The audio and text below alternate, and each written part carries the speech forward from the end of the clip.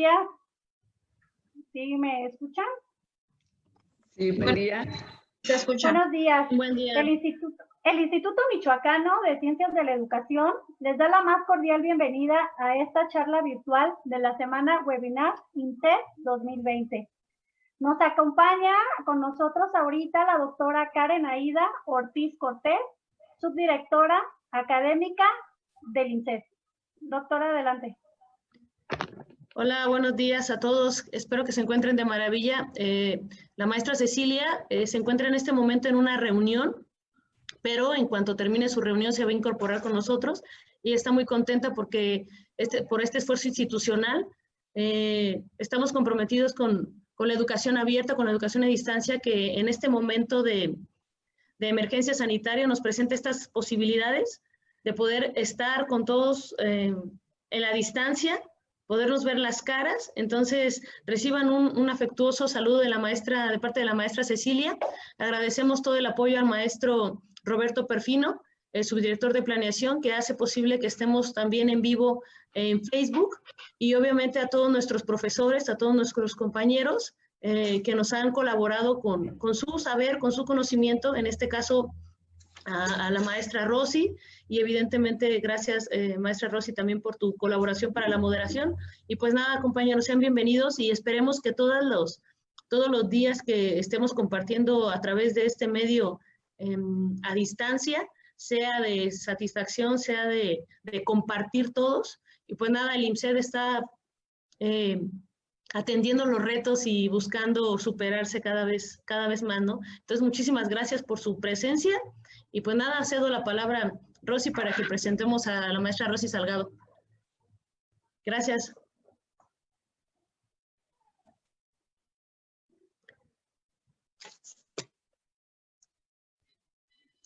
Sí, gracias, doctora. Bueno, tengo el gusto de moderar y presentar, aparte de compañera, a la maestra Rosa María Salgado Rivas, quien es licenciada en Administración de Empresas, egresada del Instituto Tecnológico de Morelia, maestra en Administración, egresada de la Universidad La Salle, titulada con mención honorífica y ha participado en 25 ponencias con la información COVID-19 en AMBAC y UNAM, con el tema Protocolos de Bioseguridad, Prevención de Riesgos, Escenarios de Actualización e Impacto en los Espacios Laborales en el contexto de la contingencia por COVID-19. El objetivo de esta charla es brindar información sobre medidas de bioseguridad ante la contingencia del COVID-19 que permitan crear conciencia y a su vez contribuyan al bienestar familiar, respetando el derecho a la vida de cualquier ser humano.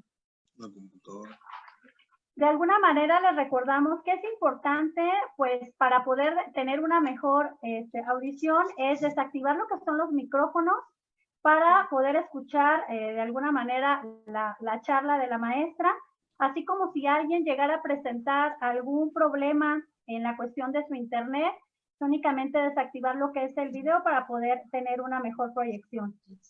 Así como a la vez les comento que al final de la charla estaré yo brindando un espacio para si alguno de ustedes quiere hacer alguna participación, lo haríamos por medio del chat, en el cual yo estaré pendiente.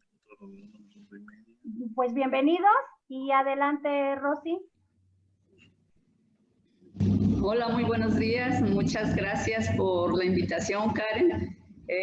Solo comentarles que no soy un experto, pero esta información surgió a raíz de la preocupación de la maestra Cecilia Izarrarás por tener un regreso seguro a las instalaciones y la solicitud de encontrar información verídica y de instituciones prestigiadas que nos pudieran dar la certidumbre para el regreso. Como ustedes pueden apreciar aquí en la gráfica, estuvimos ingresando a algunas ponencias de la Universidad Nacional Autónoma de México y de la Asociación Mexicana de Bibliotecas. En ellas participaron 25 ponentes de Chile, España, Portugal, de Guatemala, de la UDG, de Costa Rica, de la UNAM, de la Universidad Veracruzana y algunos ponentes fueron del gobierno de la Ciudad de México. Hemos hecho realmente un compendio de información que creemos realmente que es muy importante para poder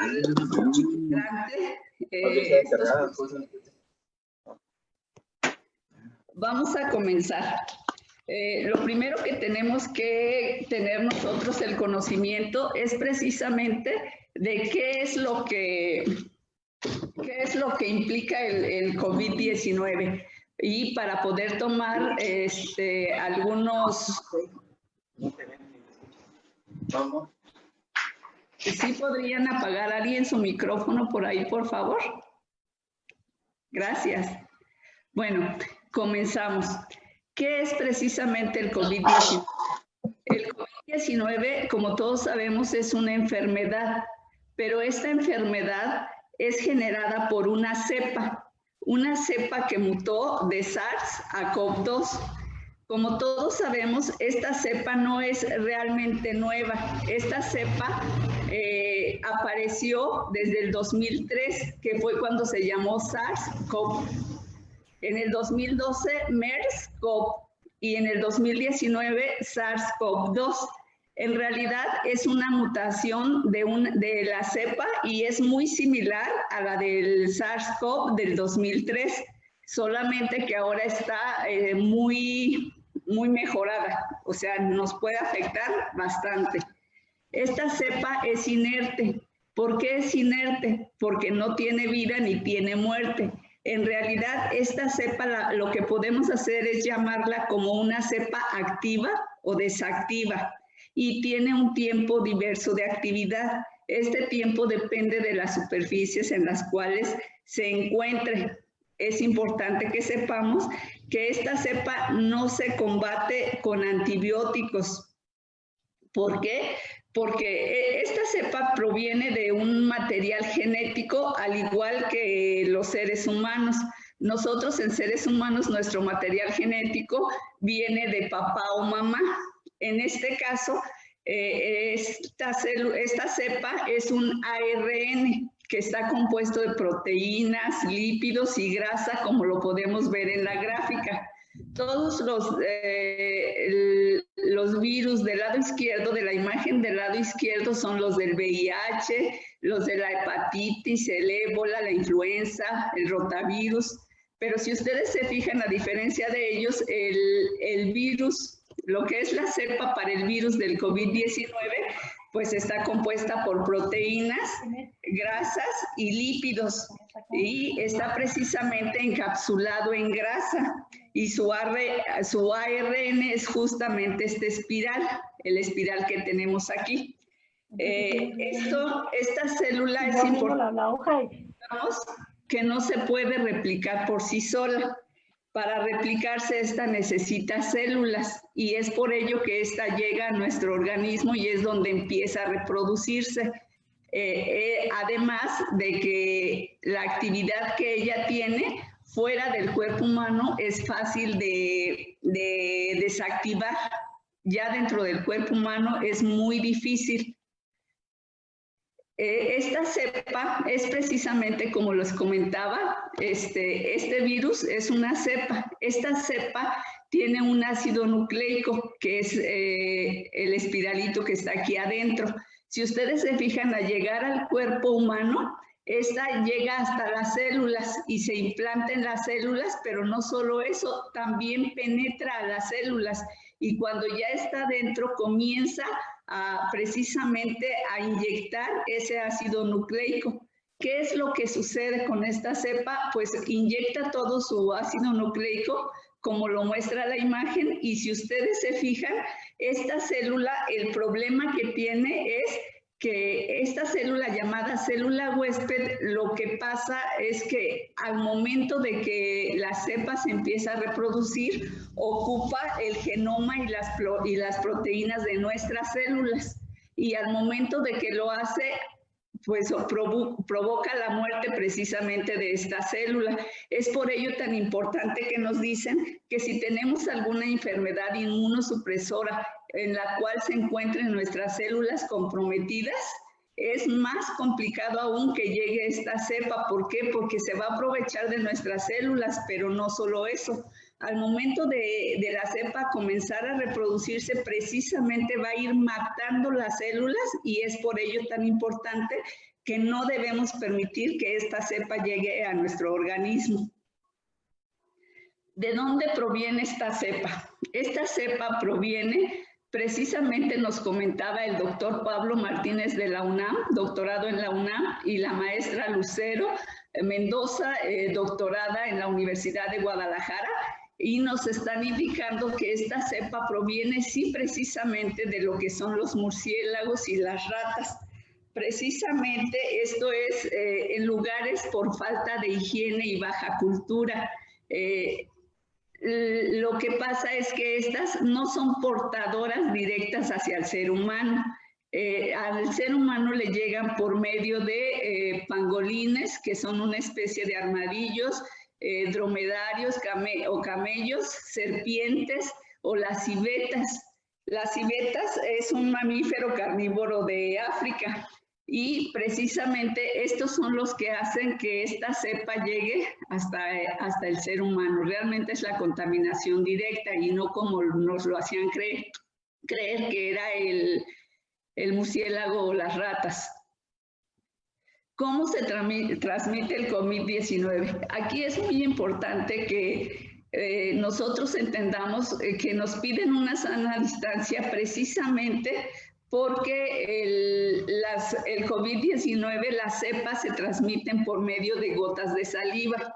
Pero no es solo eso, también es por secreción nasal, por lágrimas, por semen o por heces fecales.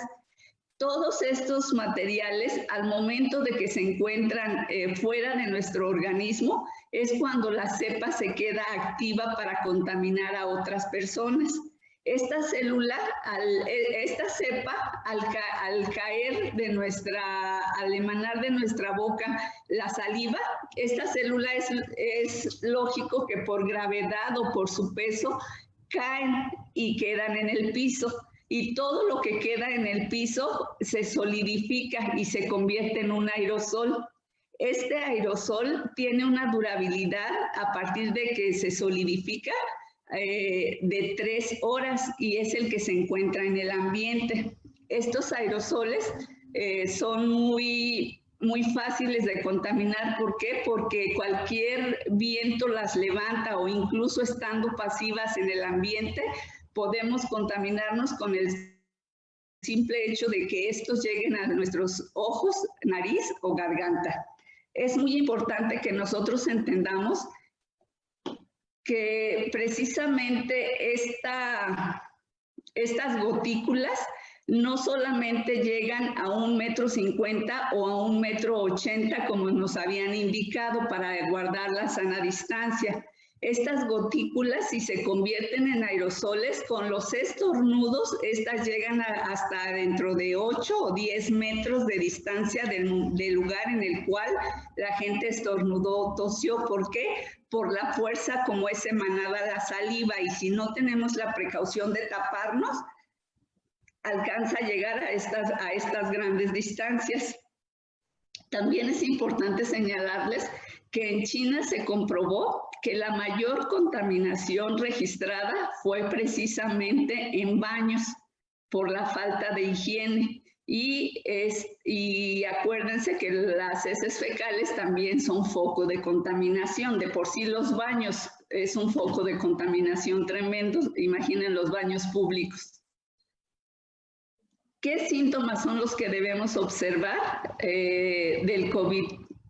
Los síntomas que tenemos que tener más presentes es la fiebre, la tos seca y la dificultad para respirar. Obviamente estas van con cansancio, dolores y molestias, congestión o secreción nasal, dolor de garganta, diarrea, pérdida del olfato del gusto. Si ustedes se ponen atención, lo más complicado es que nos llegue la fiebre, la tos seca y la dificultad para respirar. ¿Qué acciones debemos evitar ante el COVID-19? Precisamente, Yerko de Chile nos comentaba que se realizó un estudio porque al comprobar que esta contaminación se daba por ojos, nariz y garganta, hicieron un estudio y se verificó que la gente nos llevamos las manos al cabello 4 veces por hora, a los ojos 3 veces, a la nariz 3, a la boca 4, etcétera. El problema es precisamente que si esta cepa permanece activa en diferentes tiempos, dependiendo de las superficies, es que nosotros estemos tocando las superficies y que nos llevemos las manos a la cara, y precisamente esa cepa se queda impregnada en cualquier lugar. En todas las superficies llega a tener vida, dependiendo de las superficies el tiempo, pero el problema es ese, que estemos tocando las cosas y que nos llevemos las manos a la cara sin haberlas lavado previamente.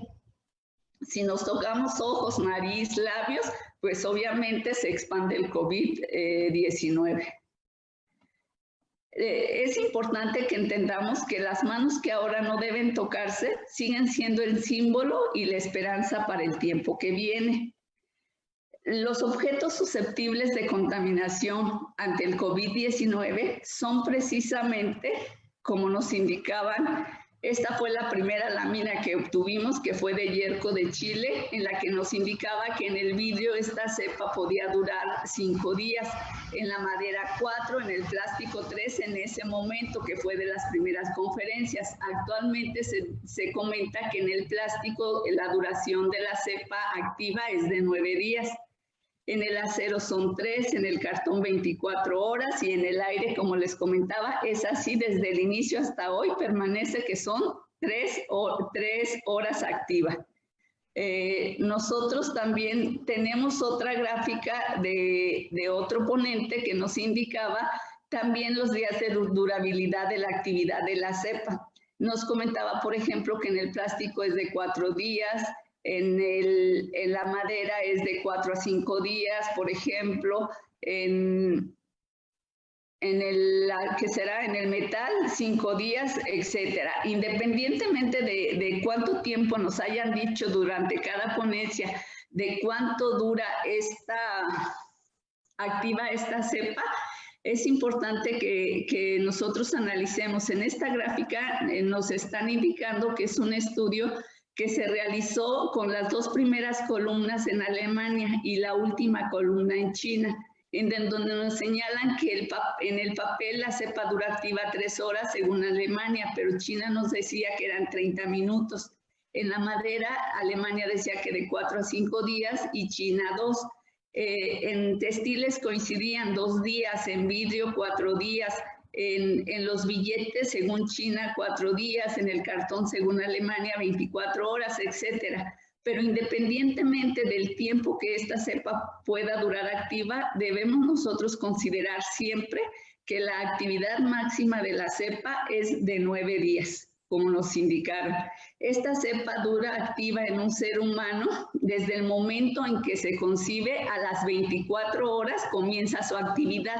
De esas 24 horas hasta 14 días es el tiempo que nosotros como seres humanos, teniendo la contaminación, podemos estar contaminando a más personas.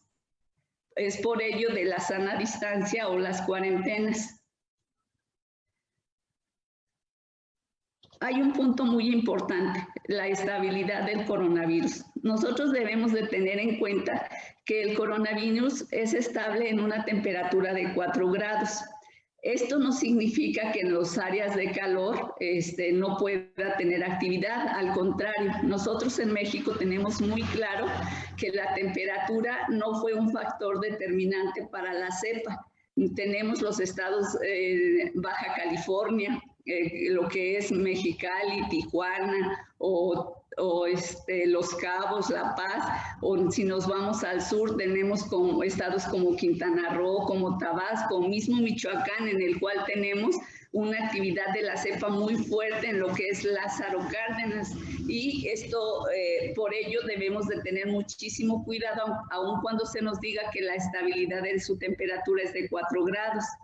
El pH, aquí nos indican que el pH para estabilidad de la cepa es de 3 a 10, pero en realidad En el cuerpo humano, un pH de 7 significa que es neutro. Si nos vamos abajo de 7, ya es ácido y es lo que nos dicen que no debemos de permitir que nuestro cuerpo tenga acidez. Por eso las recomendaciones de todo lo que tenemos que hacer para que suba de 7. Si nosotros tenemos un pH superior al 7, es alcalino y esto significa salud. Aquí les voy a hacer un paréntesis de cómo podemos alcalinizar nuestro cuerpo. Nuestro cuerpo nos indican que lo tenemos que alcalinizar consumiendo alimentos que generen alfa y gamma, esto es el interferón. ¿Qué tenemos que consumir? Una dieta de frutas, verduras y cereales orgánicos. Todos sabemos que el tratar de consumir todos actualmente alimentos orgánicos no será posible porque por la oferta y la demanda no hay una oferta tan grande y si la demanda se incrementa el costo se complica para la mayoría de la gente. Pero nosotros podemos encontrar el interferón en cosas naturales como en tés. El té de diente de león, de manzanilla, de orégano, de gordolobo, eucalipto, ruda, romero o té negro. También tenemos que tener en cuenta que el té es diurético y si consumimos mucho té, tenemos que contrarrestar consumiendo manzana, pera, plátano o naranja. En el caso de los aceites, además de contener interferón, contienen también vitamina A, B y E. Estos pueden ser el aceite de olivo, de uva orgánico, de coco o de orégano. Los vinagres pueden ser manzana, caña o uva orgánico. En el caso de nosotros tener alguna molestia en garganta, podemos contrarrestar o comenzar haciendo las gárgaras con el bicarbonato de sodio. Si no sabemos hacer gárgaras, pues una pizca de carbonato unas 2 veces al día para que precisamente ir descartando y eliminando algún virus que podamos tener en nuestra garganta. Pero bueno, esto fue como un paréntesis. Y pues la humedad de la estabilidad del coronavirus nos dicen que debe ser, es entre el 30 y 40%. ¿Cuáles son los bienes patrimoniales como posibles vectores de SARS? Pues nosotros podemos ver aquí en la gráfica, tenemos que es un vector activo del virus, es precisamente los seres humanos. Cuando estornudamos, tosemos, nos limpiamos la nariz, etcétera. Y el vector pasivo es cuando ya esta cepa del virus se encuentra en objetos o en superficies. ¿Qué tenemos que hacer en este caso? El problema precisamente para nosotros en una escuela es justo que el manejo de los materiales y documentos, entre otras cosas, es precisamente lo que nos preocupa. Es por lo cual tenemos que hacer un protocolo de regreso, porque nosotros tenemos préstamos a usuarios, hay investigadores, hay alumnos, hay movimiento interno de material entre departamentos, el flujo constante de personas y obviamente también hay personal de conservación y restauración, de limpieza, etcétera. Es por ello importante que debemos de tener un plan de trabajo bajo condiciones de contagio directo. ¿Qué es lo que tenemos que hacer? Los objetos presentes en biblioteca o en cualquier escuela o oficina poseen un flujo de personas, tanto trabajadores como visitantes, y debe ser minimizado bajo estas condiciones. Se debe limitar el flujo de material de préstamo o exposición, junto con mantener salas sin flujo de público. Es por ello precisamente que debemos de tener un plan de acción y verificar cada punto de la institución para poder regresar de una manera más correcta. Para ello debemos de considerar todas las medidas de bioseguridad, la desinfección de la empresa, el flujo y aforo de personal, la preservación o conservación, el flujo y aforo del público, el servicio educacional o investigación y la administración. Todos nosotros formamos parte para un nuevo plan. Aquí tenemos que comenzar sabiendo que debemos de aprender ahora a limpiar de acuerdo a las condiciones actuales. Tenemos que conocer la diferencia entre limpiar, sanitizar, esterilizar y desinfectar y saber qué es lo correcto en este momento. Para limpiar, lo que tenemos que hacer ahora, ya no podemos usar sacudidores ni podemos levantar el polvo. ¿Por qué? Porque sobre todo en los lugares públicos no debemos levantarlo porque no sabemos dónde pueda haber la cepa de este virus. Entonces, lo que ahora tenemos que hacer para limpiar es utilizar agua y jabón o agua clorada. Y precisamente tenemos que mover o retirar el polvo con humedad, ya sea, les decía, el agua, el jabón y un trapito para limpiar sin levantar polvo. ¿Qué es sanitizar? Aquí es la reducción de microorganismos y virus a concentraciones seguras. En este caso es lo que hacemos, por ejemplo, con el microdim, pero para la cepa del COVID no sirve. Hay que utilizar agua y jabón. Para esterilizar, la esterilización es la inactivación total de microorganismos y virus, solo que en este caso es complicado. ¿Por qué? Porque estos procesos se realizan con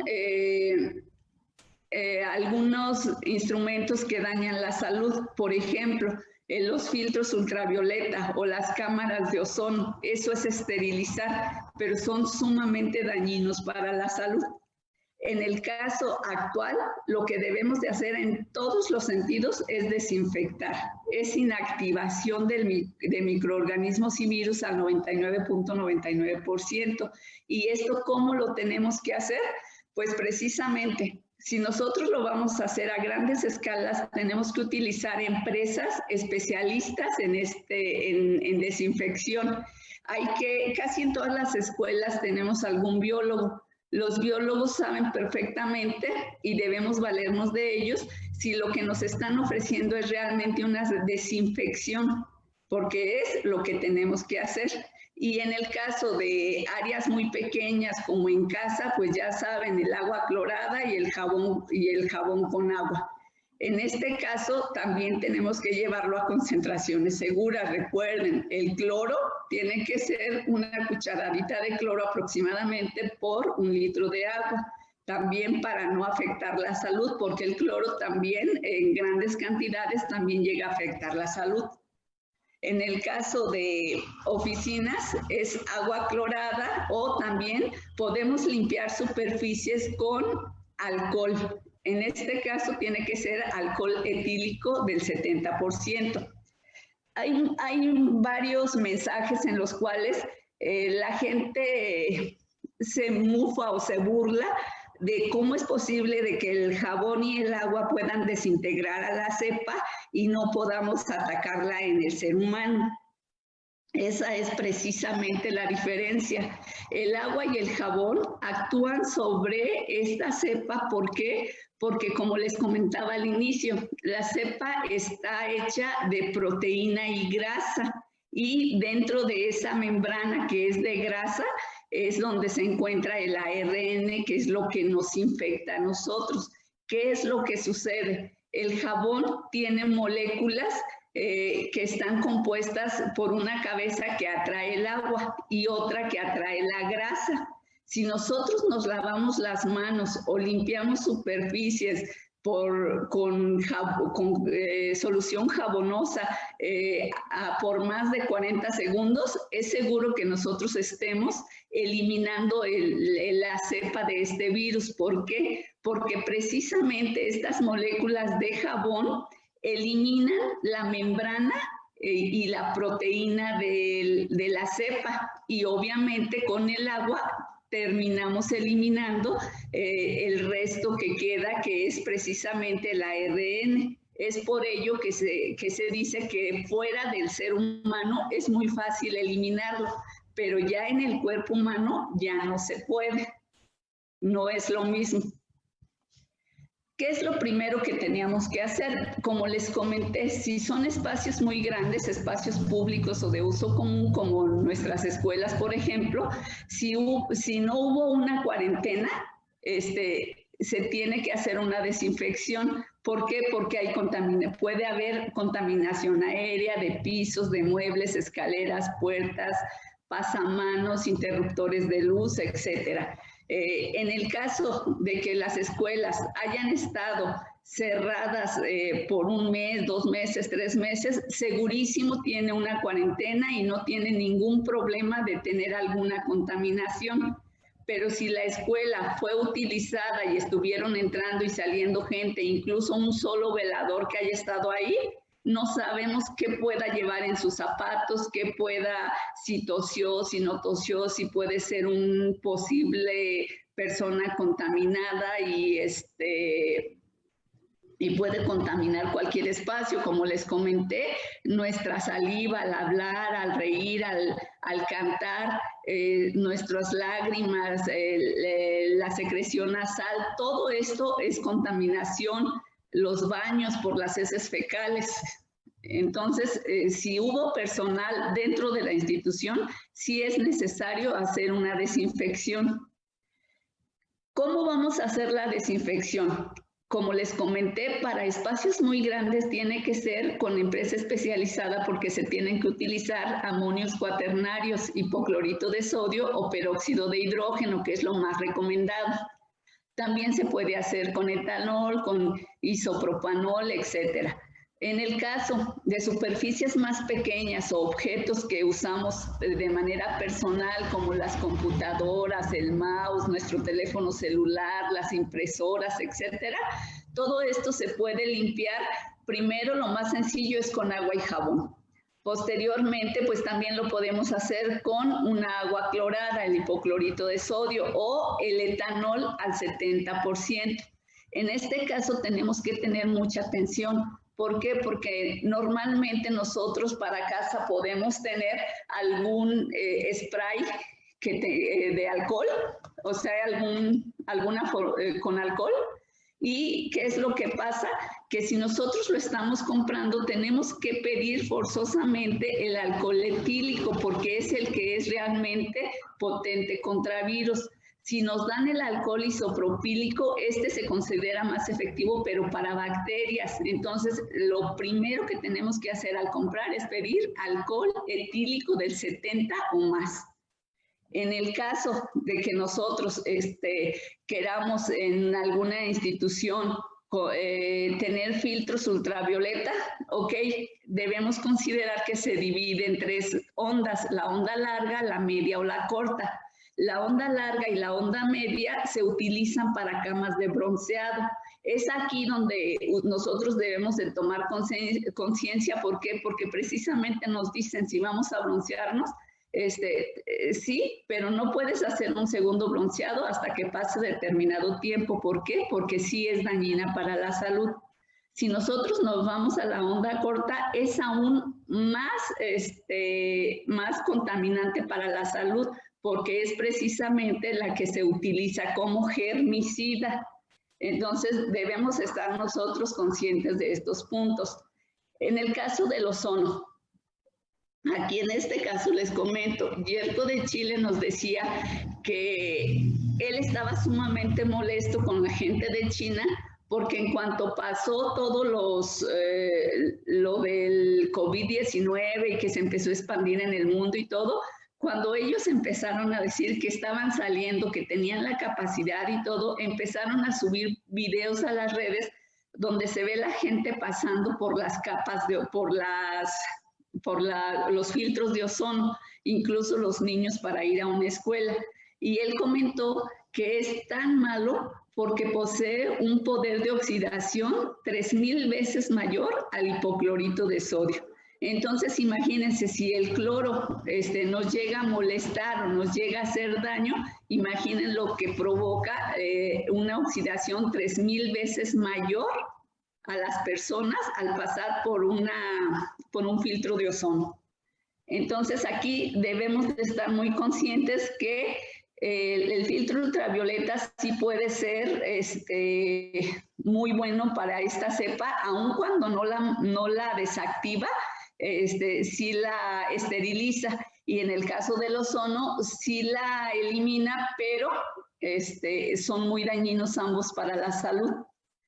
nosotros podemos ver en esta gráfica que tenemos precisamente los compuestos para la limpieza o para la desinfección del lado izquierdo. En la primera columna tenemos si es dañino o no para los soportes, en la segunda si deja residuos o no, y en la tercera si es dañino para la salud.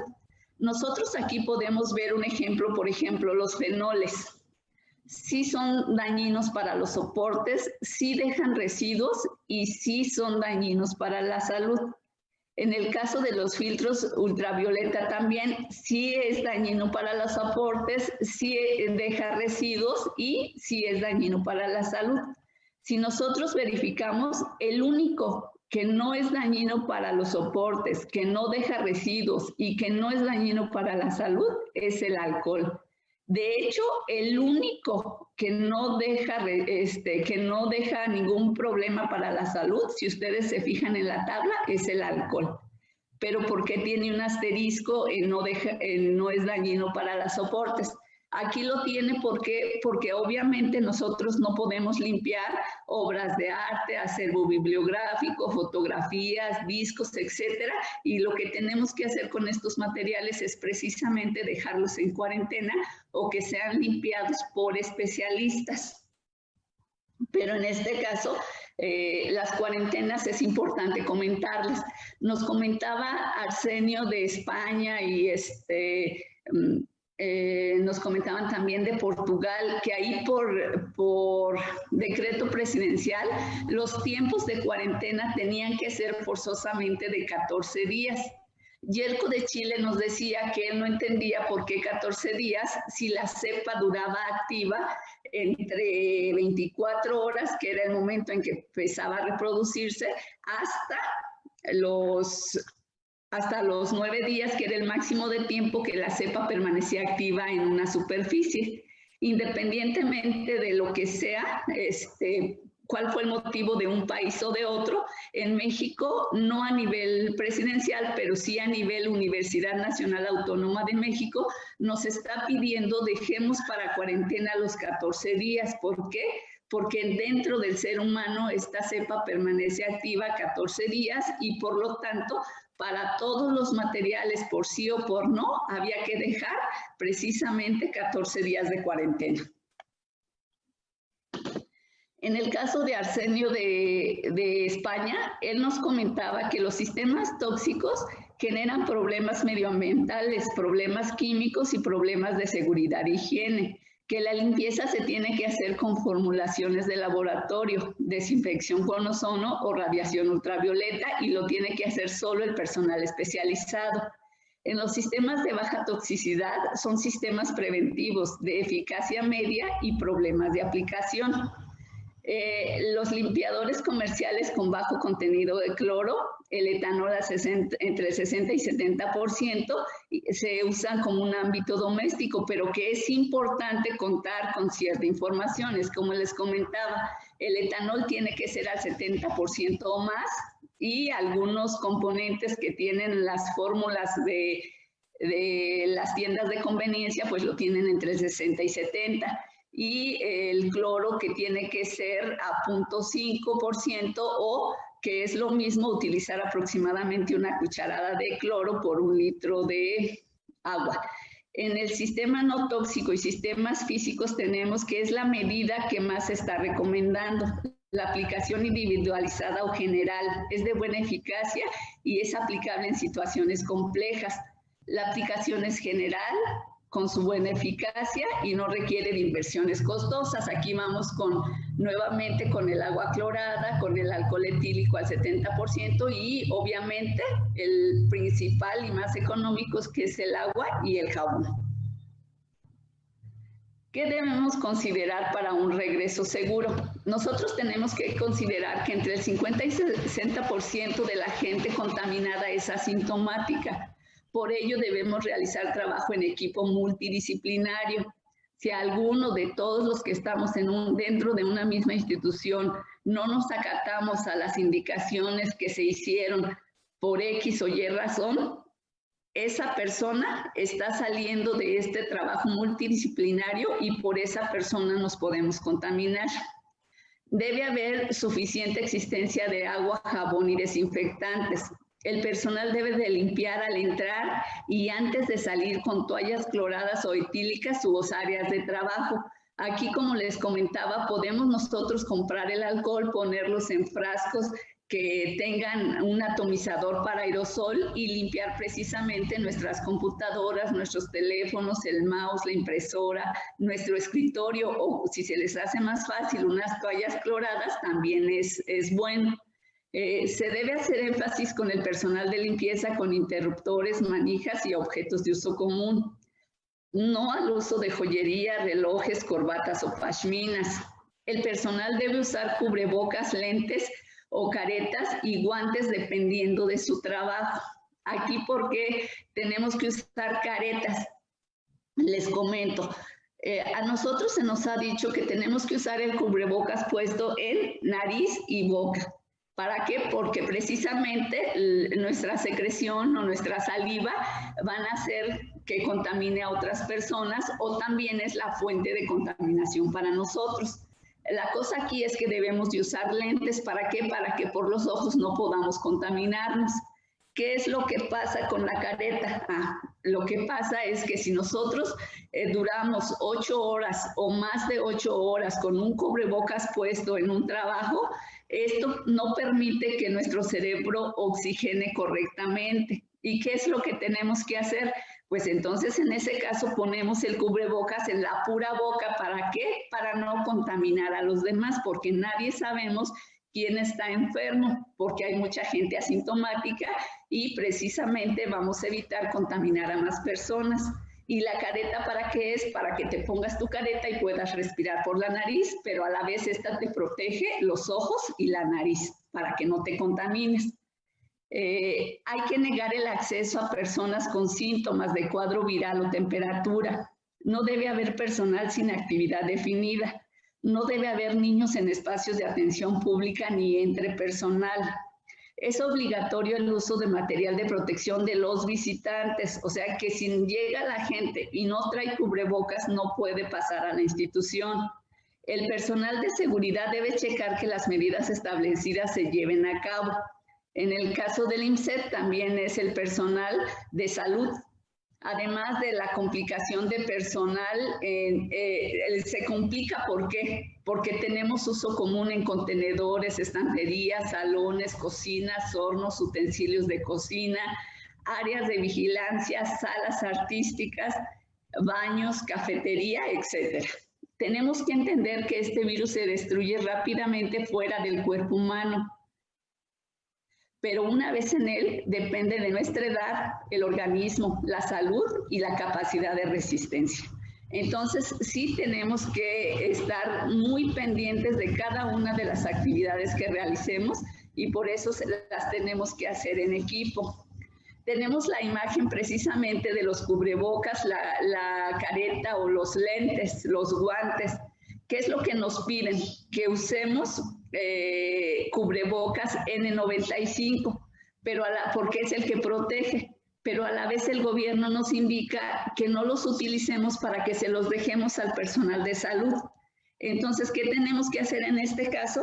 Pues tenemos que nosotros comprar o elaborar cubrebocas con tela quirúrgica. La tela quirúrgica es muy fácil de probar.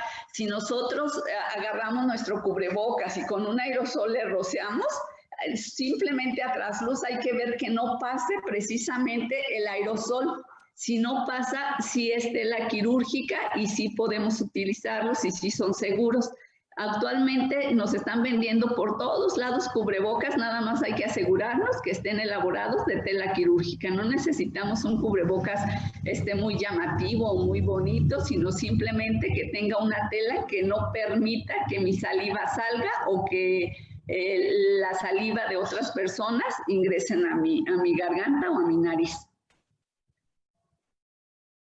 ¿Qué es lo que tenemos que hacer en nosotros como una institución pública?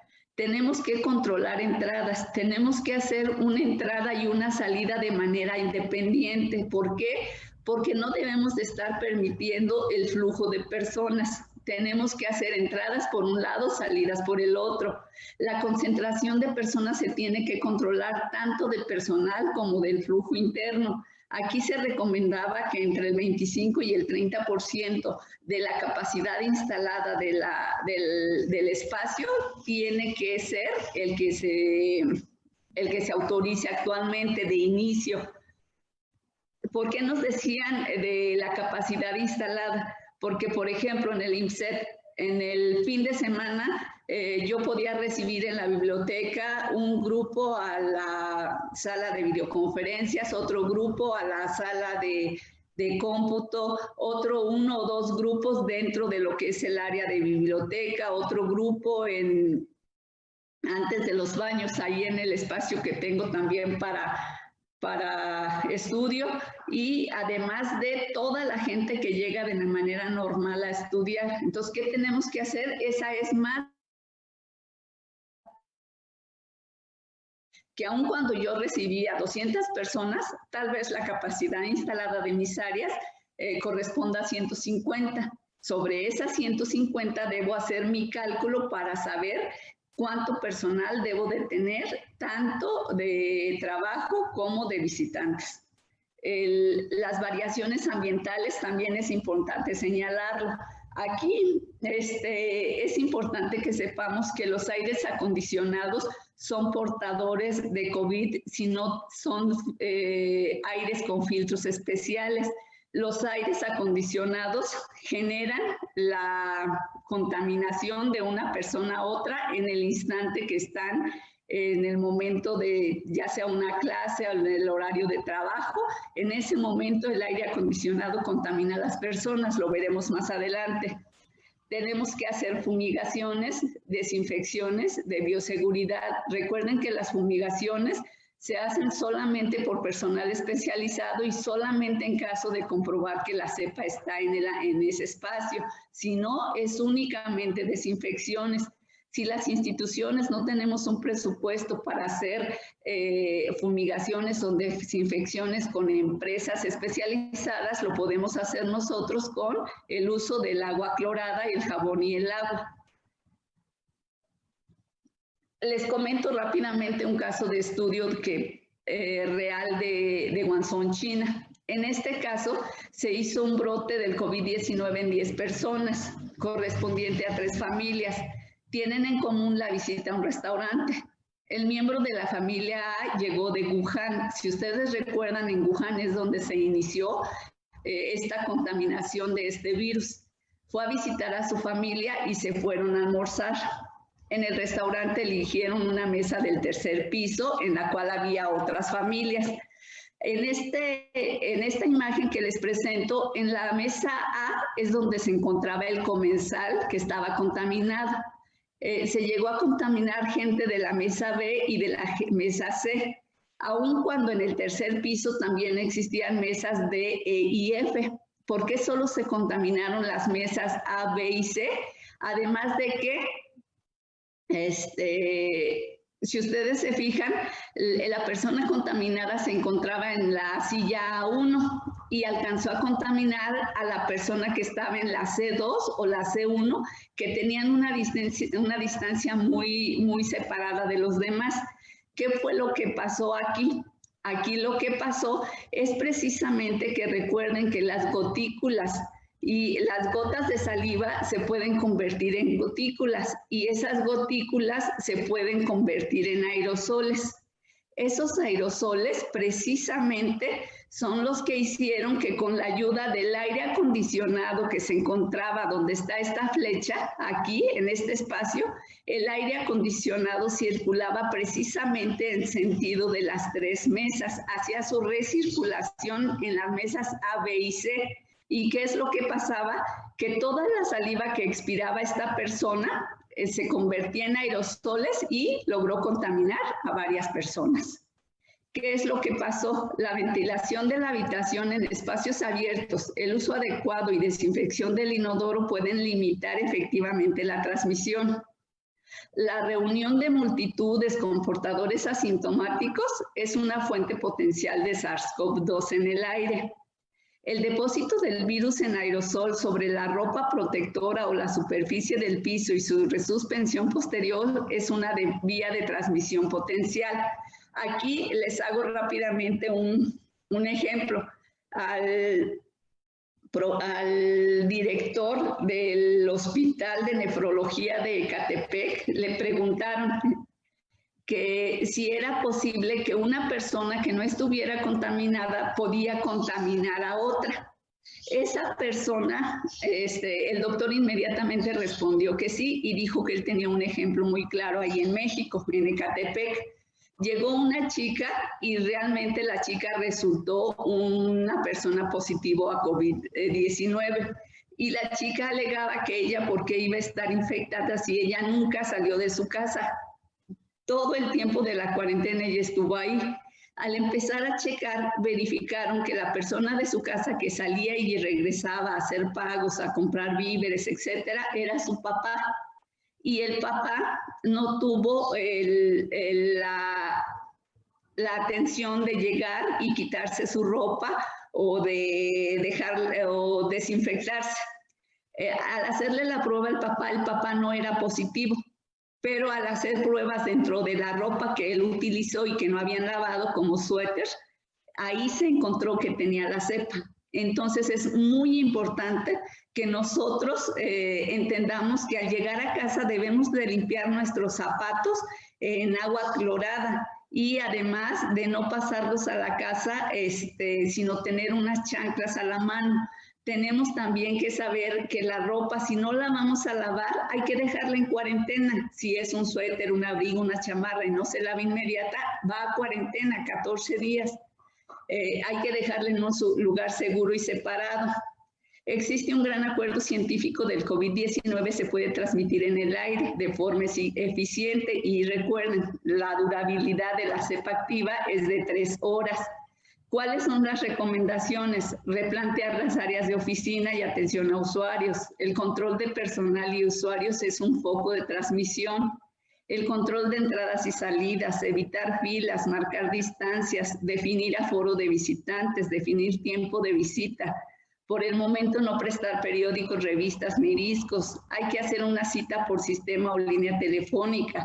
Hay que verificar el servicio de fotocopiado. Digitalizar es la prioridad, no al intercambio de objetos, no uso de lockers, guardarropas, resguardo de mochilas. De preferencia hay que contar con un autoservicio y utilizar una mampara para la persona que esté asistiendo. Hay que hacerse cargo de la basura contaminada. Recuerden, el Kleenex, el papel sanitario, las servilletas son un foco de infección. Debemos de utilizar de envolver perfectamente nuestros pañuelos desechables, nuestro papel sanitario y de ser necesario envolverlo en otro pedazo de papel para evitar precisamente esta contaminación por estas áreas. Hay que sanitizar áreas de tráfico, la limpieza no desinfecta. El trabajo se debe hacer por áreas, turnos o días, no al uso del aire acondicionado ni secadores de mano. Aquí es importante que consideremos nosotros que muchas veces nos consideramos a salvo arriba de nuestro auto y nos subimos y cerramos las ventanas, nos quitamos el cubrebocas y prende el aire. Error. ¿Cuántos kilómetros recorre ese auto? ¿De dónde proviene el aire que está llegando hacia nosotros precisamente? Y todo esto puede ser un área de contaminación muy grave. Espacios ventilados de manera natural, de preferencia hay que utilizar cortinas porque la cortina puede detener la cepa y sin embargo sí estamos ventilando los espacios. Los libros o documentos manipulados se van a cuarentena. Hay que proteger la salud. Aquí hay que estar bien conscientes todos que lo primero es proteger la salud. Segundo, conservación del patrimonio. Y hay que aclararle a toda la gente que no es que yo quiera saber si está embarazado o si tiene VIH o si es obeso o si tiene alguna adicción por el cigarro, etcétera, y hacerle la aclaración que se respetan sus derechos humanos, pero debemos de seguir reglas de supervivencia.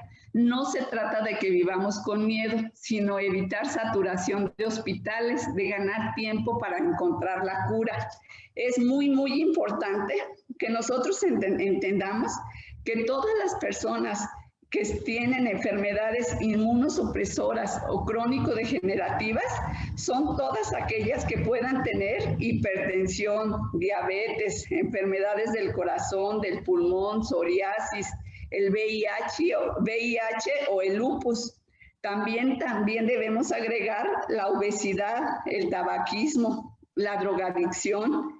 Si nosotros tenemos alguna persona que tiene algún trasplante, que le están haciendo quimioterapia, a las personas embarazadas, y si le agregamos además personas que puedan tener depresión, odio, rencor, miedo, coraje, o sea, todos estos estados de ánimo acidifican el cuerpo. Y al momento que nosotros estamos, no necesitamos un cuerpo acidificado. Lo que necesitamos precisamente es que nuestro cuerpo sea alcalino. Entonces, debemos de evitar todos estos sentimientos, y todas las personas que tenemos en algún momento alguna de estas enfermedades, sí debemos de considerar que no podemos, que somos las personas más vulnerables. Es por ello que debemos decir no a la inmunidad de rebaño. ¿Por qué? Porque si nosotros vemos una inmunidad de rebaño, es de que vamos todos a la calle, vamos a contaminarnos, vamos a crear que nuestro cuerpo sea más inmune, que sea más fuerte y que resista la cepa. Sí se va a tener que morir gente, pero pues ni modo, así es la vida. No es el caso. ¿Por qué? Porque debemos de considerar que el 90% de nuestra gente en México padecemos una o varias de las cuestiones que les acabo de mencionar. Por lo tanto, si ahorita se saturan los hospitales con un porcentaje mínimo de enfermos, imagínense si saliéramos todos a la calle a hacer una inmunidad de rebaño. No lo podemos hacer. Entonces, no a la inmunidad de rebaño, sí a la saturación, sí a la no saturación de hospitales, no a niños en áreas de atención al público.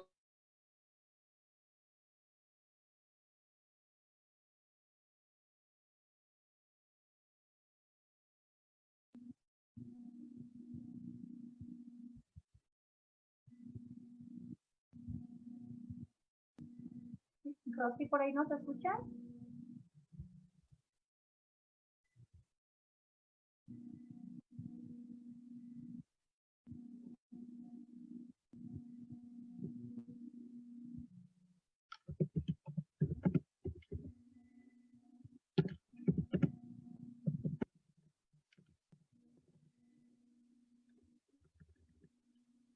Sí. Rosy, ¿por ahí nos escuchan? Rosy, no te escuchamos. Parece que tuvo un problema de conexión.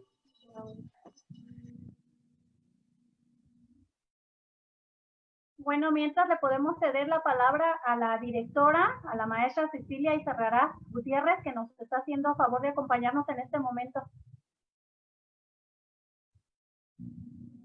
Adelante, maestra. Gracias a todos, y me da mucho gusto que estemos escuchando esta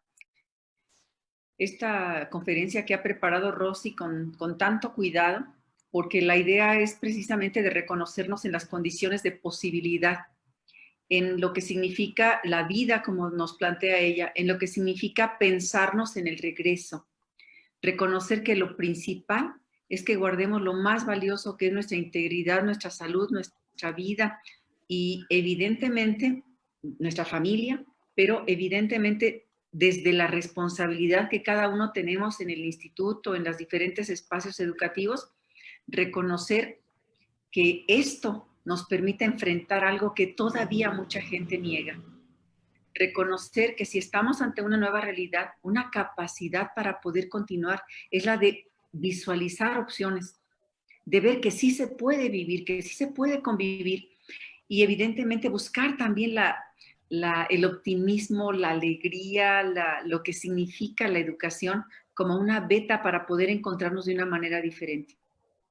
afortunadamente, hubo, ustedes lo saben, nos lo planteaba Rosy, lo plantea Rosy en un principio, pestes y condiciones terribles que ha vivido la humanidad, en donde se han perdido miles y miles y miles de vidas humanas, millones incluso, pero que nosotros en este momento, esta condición de vivir este siglo XXI con la posibilidad de comunicación, nos permite también reconocernos en que no es un problema mío. Por lo tanto, lo tenemos que enfrentar como grupo, como humanidad. Pero a nosotros en las instituciones educativas nos toca construir una visión cultural diferente. Esa es la invitación. Vamos a continuar con esta labor hermosa de la educación. Vamos a continuar con el reto de vivir en sociedad construyendo alternativas. Esta es la idea. Me parece que el trabajo que ha hecho Rosy nos permite darle evidencia científica. Creo que no se trata de dar reportes cada día de cuántos se murieron y cuántos están enfermos, sino se trata de decir, está bien, desafortunadamente hay gente muriendo y hay gente enferma, pero la estrategia que vamos a seguir es esta. Aquí se trata de construir opciones, de construir formas de intervención. Y ese es el reto para nosotros en educación, construir formas de intervención sustentadas, que nos permitan articular esfuerzos y ver que estamos del mismo lado de la vida, del lado de la salud, del lado de la responsabilidad. Y en eso nos comprometemos todos. Es un placer de verdad compartir con todos y que sigamos en esta propuesta de los webinarios que nos permitan también encontrar diferentes tópicos para compartir. Eso le agradecemos y muchas cosas a la tecnología que nos permita encontrarnos, aún en esta forma diferente. Desde aquí estamos. Gracias. Muy bien, maestra, muchísimas gracias. Creo que aún sigue con problemas la compañera Rosy, pero bueno, de alguna manera creo que ha sido de mucha importancia toda esta información y todas las recomendaciones que nos hace en esta recopilación que ella hizo de las 25 conferencias de la UNAM y de la AMBAC. Bueno, sobre todo, como lo comentaba realmente la directora, para un regreso seguro, sobre todo en nuestra institución, o en los lugares en los que estamos nosotros visitando y a ser conscientes, ¿no? En esta parte. No sé si alguien quiere hacer de manera previa alguna participación.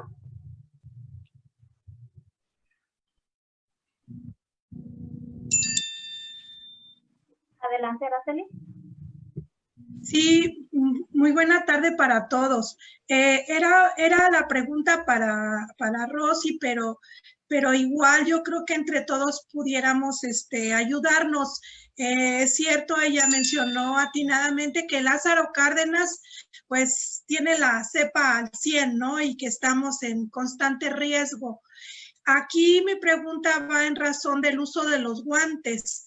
Entiendo que en el área de salud el desecho de todo este tipo de material pues tiene una canalización. En cambio, lamentablemente en los hogares, y no creo que solo en Lázaro Cárdenas, sino en muchos más, en los hogares la basura no se separa. Entonces, en una institución puede ser que sí haya una separación, pero ¿qué pasará con estos desechos?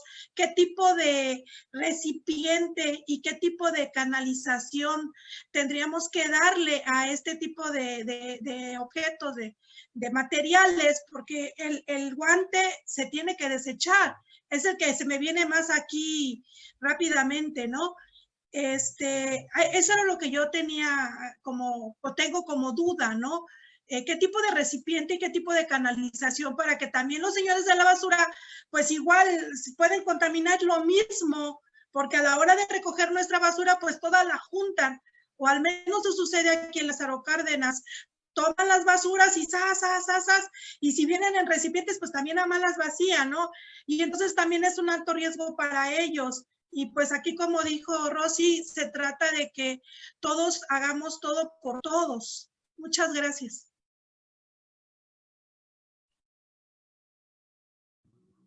Sí, muchas gracias, Araceli. No sé si alguien más quiere hacer alguna participación. Para darle tantito tiempo a la compañera. Adelante, maestra. Yo hablaría desde los diferentes, del cúmulo de información que nos llega de todos lados y de lo que está como una constante. Yo pensaría en lo que significa en la vida cotidiana de cada quien los guantes. Si yo me pongo guantes aquí en la oficina, pues me protejo las manos, pero los guantes, lo que toquen, sigue infectada, sigue en la posibilidad de contaminación. Y sobre todo lo que yo creo que el uso de el cubrebocas, de la careta, para mí en lo personal, lo que me permite es recordar que no me debo tocar la cara. Esa es como una experiencia muy puesta, ¿no? A mí lo que me recuerda el cubrebocas, aparte de la protección que me dé, y la careta que ahorita la tengo aquí en el escritorio, pues estaba recorriendo y me la coloco también. La idea es que me impide, porque la tendencia que tenemos probada y comprobada desde que nos tocamos el rostro no sé cuántos decenas y decenas y decenas de veces al día. Entonces, esa es la fuente principal de contaminación según lo que nos dicen. Yo consideraría que si alguien deja desechos, pues tiene que usar, y para mí la idea es que después de usar los desechos, en las mismas manos te puedes lavar los guantes, ¿no? Es decir, con los guantes puestos te los lavas, ¿no? Es decir, aquí la idea es el lavado continuo, el lavado continuo. Desafortunadamente, esta separación de desechos en casa, yo lo vivo, yo la separo, pero los señores que recogen los desperdicios las revuelven con toda impunidad. Yo las sigo separando. Entonces, tiene que ver con una cultura personal, pero también con una disposición y una organización a nivel de todos los espacios con los que tenemos contacto. De eso hablamos cuando pensamos en que no se trata de hacer un recuento nada más de cuánta gente está mal, sino se trata de reconocer y de que yo me tengo que cuidar yo, sino que tengo que plantear estrategias colectivas para que podamos entrar de la misma manera hacia estos lugares. La exposición de Rosy tiene que ver con bibliotecas de manera puntual, pero si ustedes ven, pues todos manejamos documentos, todos manejamos papeles, todos estamos ahorita lo hice, ¿no? Me levanto los lentes y me toco y sé que no me debo tocar la cara, ¿sí? Entonces lo hacemos de manera inconsciente. Entonces yo creo que tenemos que pensar en todo caso en los guantes como una superficie más que protege mis dedos, pero no protege mi cara si yo me toco el rostro con los guantes. O si toco algo y contamino y alguien más se contamina.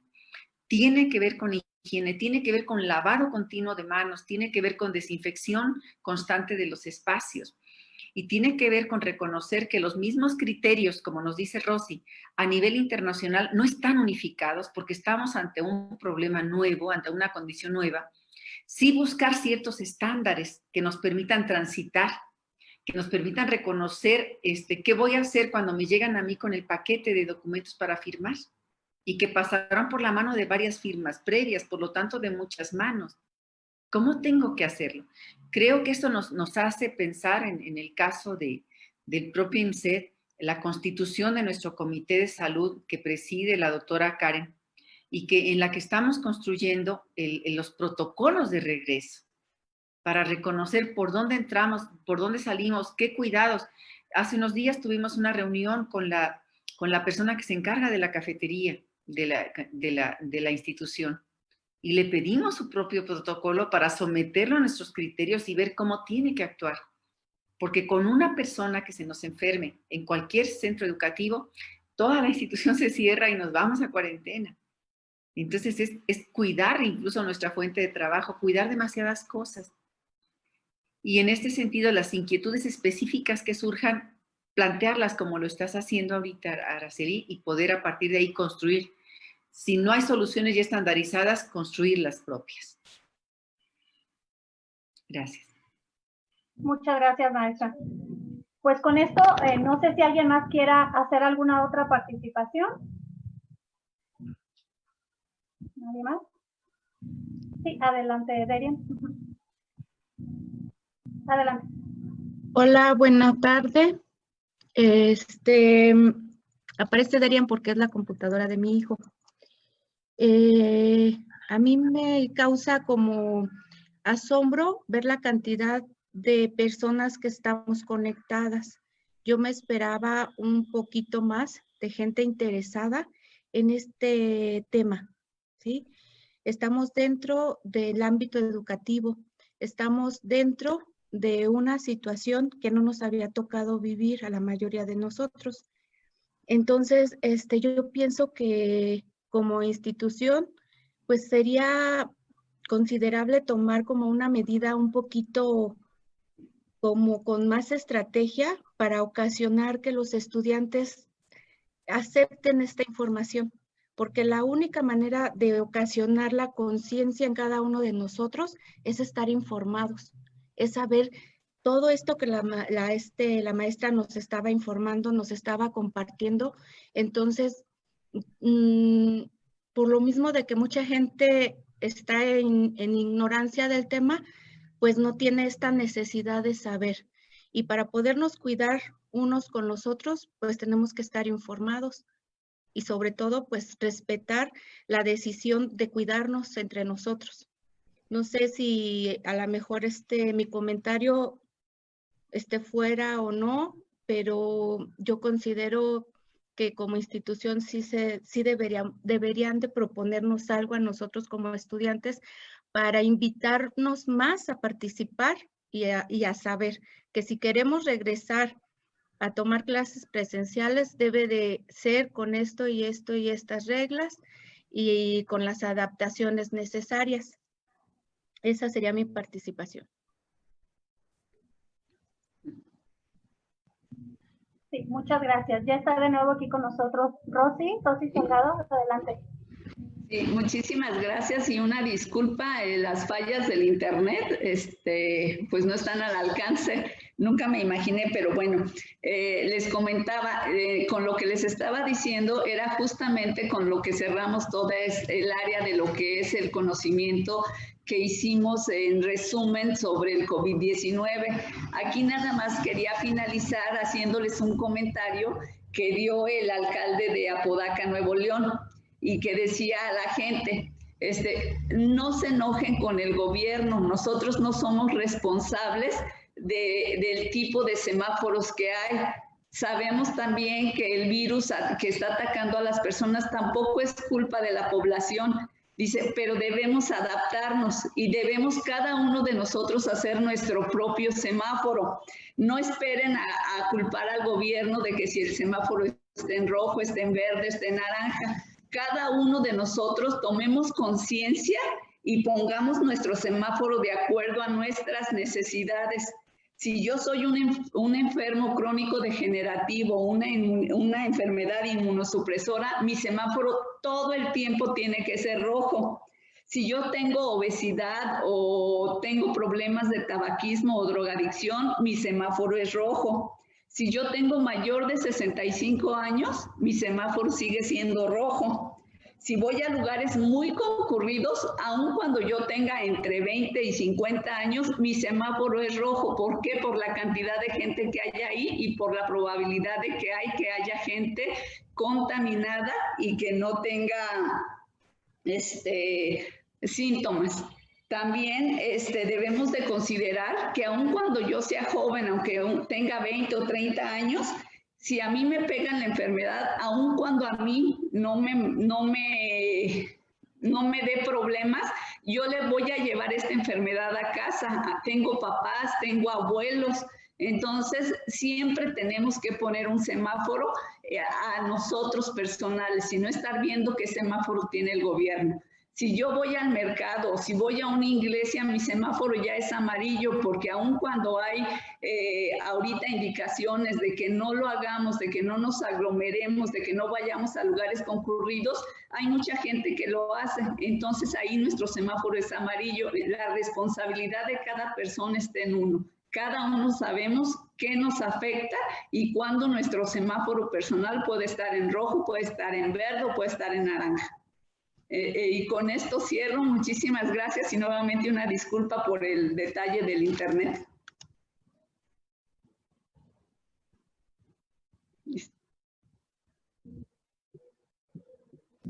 Muy bien, Rosy.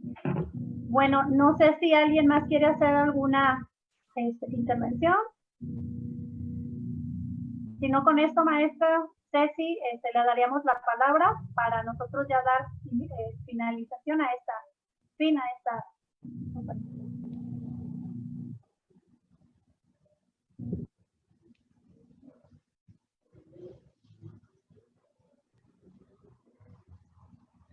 Maestra Ceci, ¿sí me escucha? Parece ser que también tiene problemas con internet.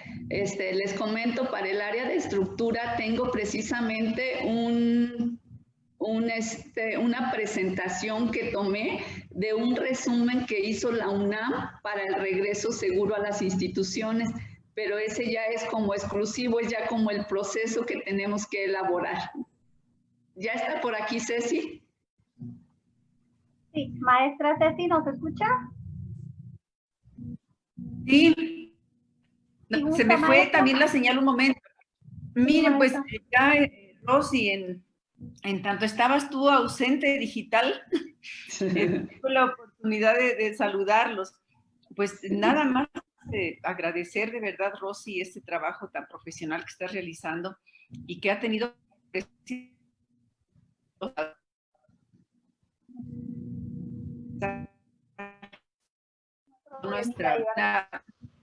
no me acuerdo el nombre, una disculpa, no lo tengo aquí en la pantalla.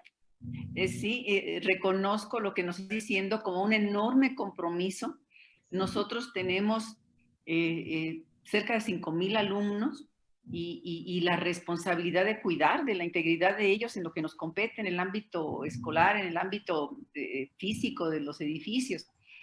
Entonces, esta necesidad de difusión tenemos que seguirla construyendo, y les pedimos a ustedes, a los 30 y tantos que estamos ahorita en esta reunión, que seamos multiplicadores de esta información.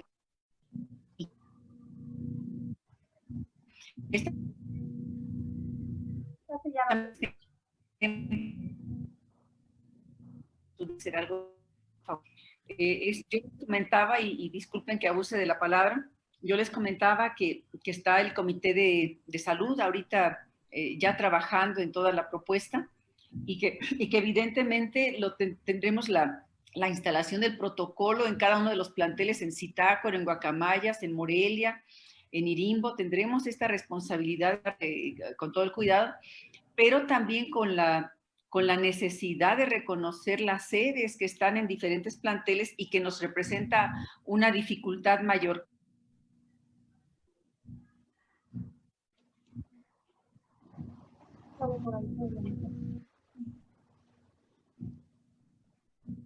Y creo que nuevamente por ahí tuvo un problema. Bueno, pues esperemos que haya sido de mucha utilidad esta temática y de antemano, pues a nombre del Instituto Michoacano de Ciencias de la Educación, agradecemos tu participación, Rosy, en esta conferencia. Comentarles también de alguna manera que también se transmitió por lo que fue el Facebook. Ahí ustedes la pueden de alguna manera, también a los que no estuvieron desde un inicio, la podrán reproducir.